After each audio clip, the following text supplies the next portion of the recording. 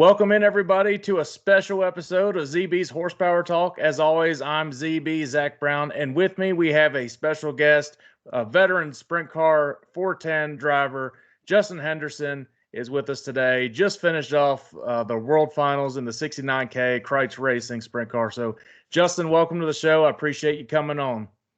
Yeah, thanks for having me. I'm just hanging out in the shop tonight. The wife and kid are about ready to go to sleep, actually. So we're getting ready to head out to Pennsylvania tomorrow. We're gonna head to Indy and stay with a friend, and then finish off the rest of the trip on Friday. So. All right, sounds awesome. Well, tell us a little bit about yourself, your background in racing. A lot of people, especially in the East Coast, don't really know a whole lot about you and how you kind of went up into the racing rankings and 410 sprint cars specifically. Well, I mean, that was a long, long time ago. I started racing around home here, and then we bumped up to 410 sprints in this area relatively quickly. And not long after that, we kind of sold everything, and I started driving for other people. So from then on, I've just kind of been a driver for hire, bopping around here and there, over the years, and had some pretty solid rides that, probably were more iconic from my past, and then some rides that, catapulted me forward, kind of sort of next step in the ladder, and like a driver career is. Yeah.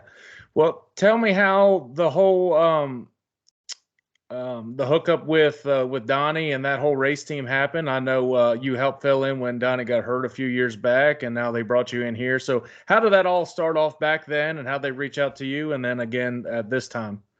Well, a long time in 2015, I believe it was. I was racing the #1 car at Knoxville, and they had that show about Knoxville. I think it was called Dirt Dreams or something like that. And Donnie watched quite a bit of that because, I mean, I don't know, it was on some TV channel maybe. But and when Donnie realized he couldn't race there and he was looking for a replacement, they actually called me, which was crazy. Did not expect that at all, and said that they had been watching that, and they kind of saw how I drove, and they thought that it was going to be similar to how Donnie drove. So got in the car, then we came in for the National Open. We ran fourth, I believe, in that, and then we ran at Susky at the end of the year and came up to second in that race. So we were good right off the bat.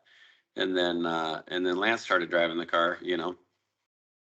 Yeah, well, talk about that a little bit this year. Obviously, probably the most racing drama I've seen in dirt racing between obviously Lance and that whole situation that happened there, and the whole Macri situation that was going on. Just a little bit of everything was happening in dirt racing this year. How did that come about this season to get a couple races in for Donnie and all that? Yeah, I was heading home from Knoxville one time or another. I don't remember what exact. It must have been after the Nationals, I guess. And we kind of heard the news, and so I gave a call to Donnie and kind of let him know that Knoxville would be over soon, and I'd be available to drive his car here at the end of the year if at all possible. So if there was anything that I could do for him, I'd love to get back in the seat. I felt like we got along great last time, and we could do good things, and so. It was a little while after he texted me and then called me and then texted me, and we kind of went back and forth a little bit, and then one thing led to another, and was getting close to racing out here, and we got teamed up for Susky and just got a couple laps in there, of course, and then we went to Charlotte here for the weekend. Well, let's talk about Charlotte. How was that experience, and have you raced that dirt track specifically before? I have raced Charlotte before. It's changed quite a bit since the last time I raced there. I would say that I don't know if the dirt's different or what it is for sure, but it's definitely changed. And that was a long time ago. I don't remember exactly what year it was, to tell you the God's honest truth. But and then to be able to go back there this year in the Kreitz 69K, it was just kind of like try to hurry up and get used to the racetrack and turn as quick a lap as possible when you come out for qualifying. Qualifying happens pretty quick there on Wednesday. It's like, one thing after it's a short hot lap session and you're into qualifying. So we really didn't get a whole lot of time together, but we did turn pretty good qualifying laps. Yeah, and just and obviously I was there too. How cold it was, that throws a little bit of a monkey wrench in that whole situation. As quick as you want, as the Outlaws wanted to get everything going, that had to be another element that you guys had to battle through as well. Yeah, it was definitely cold, and especially for the first two nights, it was really, really cold. and fighting some nerves and cold. It's hard to not shake and jitter a little bit.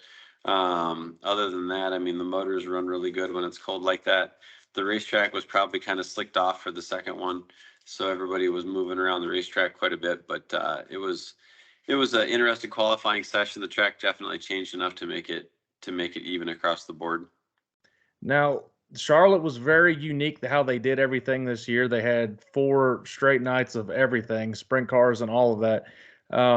Is that something as a driver you like to see, or is that just kind of you want to have that special for specific, like Knoxville does the same thing, and well, similar thing, and that might be a little too much for the drivers and the crews in Charlotte. It wasn't bad. I guess the only thing that I really didn't enjoy was not having any hot laps and going right into your heat race on your race night. But I mean, I don't know. It wasn't horrible. It wasn't too bad. I think if they did a deal where we qualified and raced on the same night, that would be better for us. But it's hard to put that many classes together, and they already have to rework the track several times. So I'm not really sure how you do it to make it work across the board. Yeah, and that's one thing I've noticed with the Outlaws, and like I was just kind of mentioning, they are on a tight schedule, especially with 3 series at that track. They want to make sure everything goes as quickly and as smoothly as possible, and kind of you don't see that at all the tracks, especially if it's not a sanctioned outlaw race. There's some time to look at your car, look at your setup, kind of figure things out. But Outlaws, you don't get that much time. That you're pretty much what you got. That's what you got for the race. And yeah, it does end up being a really long night there. I mean, it's crazy how they start that early in the day and drag it out that long, and it ends up being, by the time you're done, you're like, oh man, let's get out of here. It's just you've been there all day and half the night. So, well, there was big news this week that happened in the in dirt racing. Kyle Larson and Brad Sweet have announced about the High Limit Series. They've obviously purchased the All-Star Circuit Champions. It's going to be a 50 event season. Just as a driver's perspective, and your thoughts on kind of how you think about them taking over that series and potentially the future of dirt racing, the way they're looking at it. I think it's going to bring good things. I mean, it's good to have a little bit of competition in the dirt sanctioning bodies. I mean, it was the All-Stars. They're not necessarily, they're kind of taking over one that was already there, but at least we're going to have some good races that'll come from it. I mean, that's all that we can really hope for. And there's been that trend here recently anyway, more and more high paying races. So this just looks to continue that trend. And between Brad and Kyle, I'm sure that they'll do what's best for the racer, or at least keep that in mind as much as possible. And I know that it's really hard to keep everybody happy when you own a sanctioning body like that. I certainly wouldn't want to do that. I don't envy them at all, but I'm happy that they're there to do it. So to me, it can only bring good things. Have you raced in any of the high limit races yet that they've had? Yeah, I've raced in a few here and there. Houston's was the last one that I ran, and I think I ran 11th with high limit there. What's the biggest difference you would say between the high limit and outlaws from a driver's perspective? Well, the format's different, so that definitely leads to a little bit different racing, but it's I don't know. It's still a bunch of really tough cars. You just don't have Brad and David, and I mean, it's just it's just different mainly because of the format and the tracks that they run, I suppose. Do you prefer one or the other, or just kind of just go with the flow and what it is what it is? I like them both. I kind of like the format. I like the All-Star format. I think that's the most fair format that there was, really, where you qualify in your heat race. And you start fourth if you're quick time, or I think you start outside front row actually if you're fourth. I'm not sure how that goes, but anyway, it's a little bit jumbled up there. But I think it's way more fair that way. And one thing I've been talking with my dad this week, the All-Stars, they kind of fell off, and I think that led to the purchase of this. You didn't see as many drivers competing every single week. It came down to 2 drivers. It was Zeb and Tyler Courtney that were racing pretty much for every week for every win. I think this will be a good thing. You'll get an influx of so many different drivers and potentially full-time drivers as well. Brad Sweet's going to race full-time, so there's another one added to it. And obviously, they're probably going to work around the NASCAR schedule so Larson can race in them as well. Yep. Yeah, I think the competition level is going to be fantastic, and I'm sure that the Outlaws will have some sort of rule in place again next year that won't allow them to run very many races with them. But if they can somehow work together where everybody's happy, I mean, I don't know how that would work. I guess there's just too many competing nights there. But for the most part, they could work together, especially on the bigger events like the Crown Jewels. Just make sure they're not conflicting on that kind of stuff. That would be nice for everybody involved. Yeah. Well, let's dive in real quick, specifically going into the 69K. What was easy for you to kind of jump in that car, and what have been kind of the challenges going into that car as racing with your other cars as well that you've raced? Well, I mean, obviously that's a really good race car. We came into that car right before Susky, and I ended up crashing that car, but it was very comfortable as well. They put this car together for me quick for Charlotte, and it was stable right off the bat. I mean, we turned decent qualifying laps. Hot laps weren't fantastic, but I mean, those were the first couple laps. Tuned it right in, turned decent qualifying laps. Heat race for Thursday night, kind of started fourth, finished fourth sort of deal. We weren't that bad. And feature Thursday night, you know, we sort of backed up and went forward in features both nights there. So that was, you know, I mean, I don't really 100% know that track kind of changes quite a bit throughout the race. I wasn't really probably following it the best, changing lines at the right time. I mean, it's hard during the complexion of a race, and there wasn't much time to think during any of those races. It was over like real quick. It was just hammer down. Everybody was here, there, and all of a sudden it was over. So we were just didn't get a lot out of the race on Thursday, other than we kind of came back on at the end of the race, and I really couldn't hang on to it that well at the beginning of the race. So, you know, we made some adjustments for the Friday night show. Started outside front row of the heat and ran second, made the dash. All that was good. And dropped pretty hard in the beginning there because the motor didn't really take off. And by the time the motor took off, I was kind of in the middle of a beehive there, and we ended up dropping a few spots, and then I dropped a couple more. And by the time we got going, we ended up 10th, which really wasn't that bad to hold our own in 10th. Honestly, definitely. I mean, that competition level is so high, and everybody's good in the Outlaws, and it's it's evolved to where everybody is so good. All the crews are really good. So yeah, obviously we're running a top 10. Obviously, from my perspective, because my granddad is Davey Brown, we're all really proud of that. We're really happy that you made the show. Because we know how tough it can be to even just make an outlaw show, let alone make every single night and run competitively at the World Finals. So thank you for obviously stepping in for that. That was awesome to see. Yeah, absolutely. And when you put it that way, I mean, I honestly think of it that way too. Like making all three shows, obviously it's never as good as you wanted to do, but it's still very good accomplishment to step up and you know, drop right in the seat and do that. And they make it comfortable, you know. Donnie and Cassidy and John and Leroy and Dale and oh my God, I met so many people this week. Scott, obviously Linda and let's see, who else am I forgetting? Did I say Dale yet? Anyway, all those guys really make it a lot easier to just to sit in the seat. I mean, I don't have to touch that car at all. So, I mean, they're all Johnny on the spot. They all have their own jobs. They jump right in there. They take care of everything. And they kind of know what Donnie's thinking. So, like, they're ready to make changes before he even tells them to make changes. And Cassidy's coming back to the car. And they really, really work well to each other. And they apologized to me a couple times for making changes so late, like right before the car goes out. And I was like, no, man, I love it. You guys are just so on top of it, and they're ready to make changes and willing to make the changes is whatever it takes to get the best outcome, obviously. And I think they have a really good car, and it's always felt stable underneath me. So I can't wait for more races to come. Yeah, we're excited. Hopefully, they'll be able to work out something, and there'll be a little bit of breaking news we can have in the next coming months to see for next season and everything. What was it like to I don't know how much you actually knew about my grandpa before going to the team. Obviously, he's had an illustrious career. He doesn't like to talk about it that much because that's just who he is. But over 70 years of racing, and what was it like to just take in that knowledge from him? And I guess, what are you looking forward to coming to Susky? I'm sure he's going to be there this weekend. Yeah, absolutely. I mean, I love watching him work. I mean, obviously he's so smart, or things are just so second nature to him, and it's so obvious to him.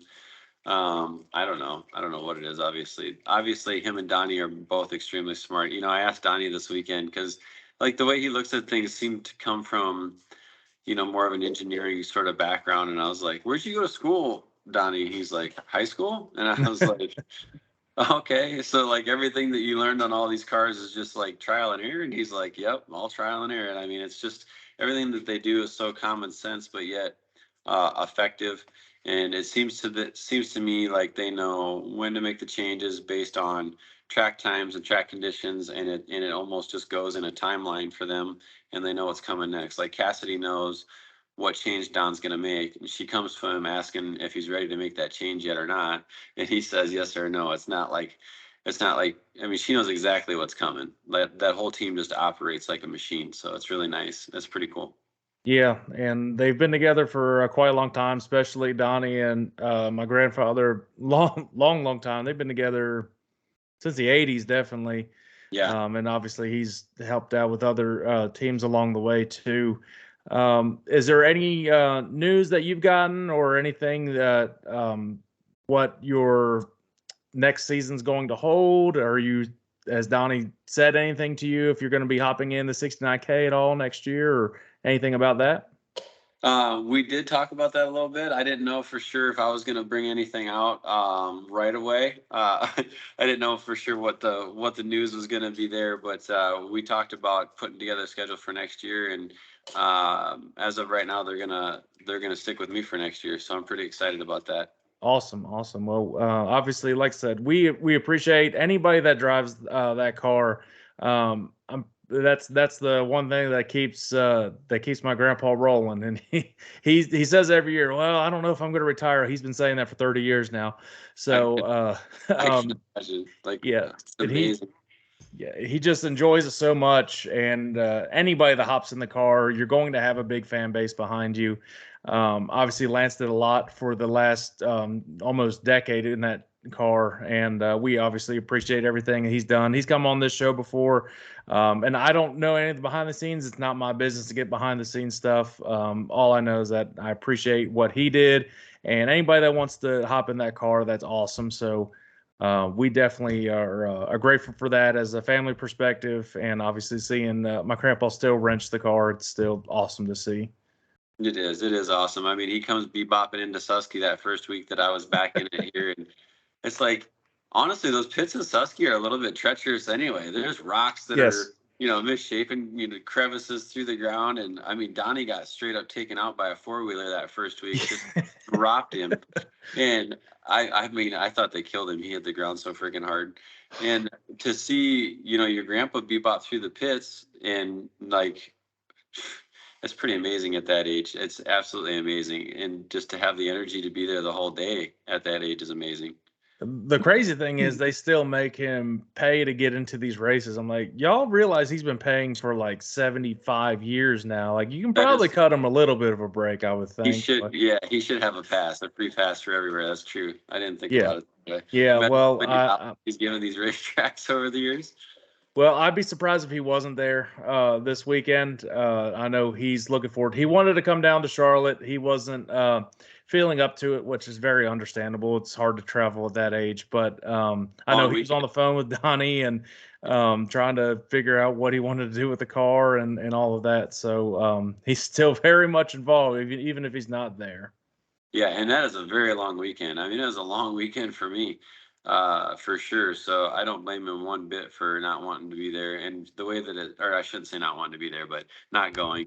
Right. Starting off cold that way too would have definitely been a drag. So, but we appreciate all of his help from home. Obviously, I didn't see every single time Donnie was calling Davey, but I'm sure there was quite a few times there, and we definitely appreciate his tutelage from home.